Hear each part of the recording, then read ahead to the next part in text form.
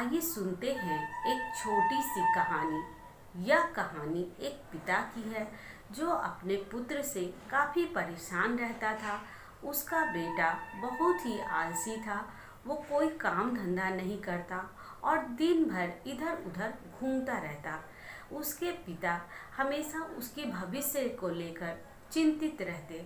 एक दिन उसके पिता ने बहुत सोच विचार कर अपने पुत्र को बुलाया और उसे एक घड़ी दी और कहा कि जाओ बेटे, बाजार में इसकी कीमत पूछ कर आओ।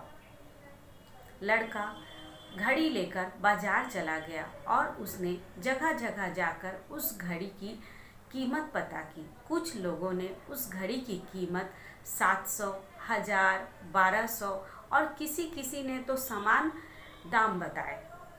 वह घड़ी लेकर अपने पिता के पास जाता है और सभी दामों को वो बताता है और पिता को घड़ी देकर चला जाता है। जब दूसरा दिन होता है, पिता फिर उस घड़ी को लेकर आता है और उसे अपने बेटे को देकर कहता है कि अब इस घड़ी के अंदर जो समय है उसकी कीमत का पता लगा कर आओ।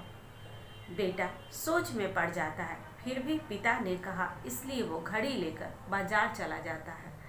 बाजार जाता है और वो तरह तरह के लोगों से उस घड़ी समय का कीमत पता करता है। लोग उसे बहुत ही आश्चर्य भरी नज़रों से देखते हैं। वे सोचते हैं कि ये लड़का कहीं पागल तो नहीं है। कल यह घड़ी का दाम पूछ रहा था और आज घड़ी में चल रहे समय की कीमत पूछ रहा है। कितने लोगों ने उसे डांट कर भगा दिया। वो बहुत जगह गया, लेकिन उस प्रश्न का उत्तर उसे कहीं नहीं मिला।